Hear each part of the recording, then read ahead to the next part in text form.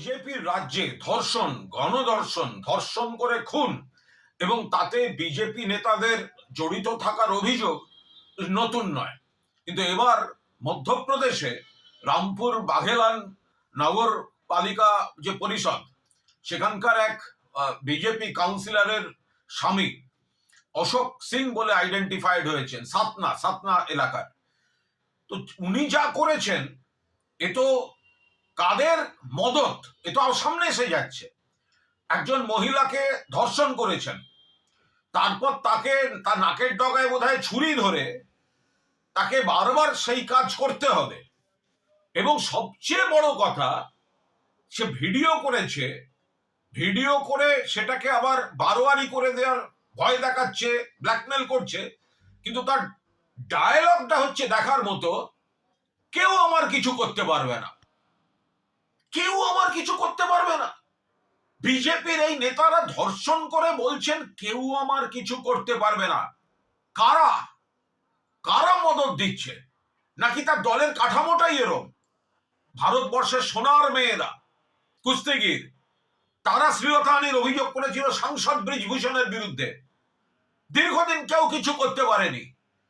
মেয়েদের আন্দোলন অমিত শাহ পুলিশ দিয়ে দমন পীড়ন করেছেন।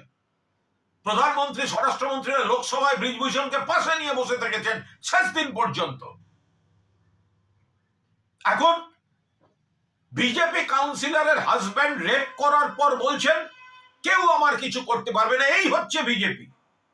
এই যে কেউ আমার কিছু করতে পারবে না, বাংলায় কিন্তু এটা হয় না। খারাপ কাজ হলে সঙ্গে সঙ্গে পুলিশের অ্যাকশন, 50 দিন 60 দিনের মধ্যে ট্রায়াল কমপ্লিট করিয়ে ফাঁসির সাজা বা যাবজ্জীবন।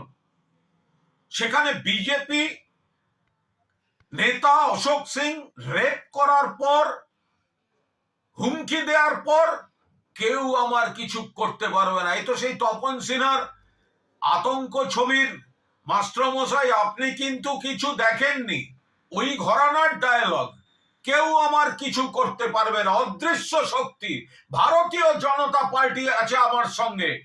এরা আবার নারী নির্যাতনের বিরুদ্ধে নাটক করতে যায় এখানে। এদের কাছে মহিলারা নিরাপদ নন।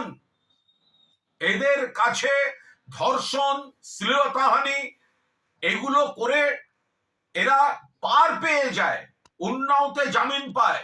বিলকিসের ঘটনায় যাবজ্জীবন কারাদণ্ড প্রাপ্তিদের জেলের গেট খুলে ফুলের মালা পরিয়ে নিয়ে যায়।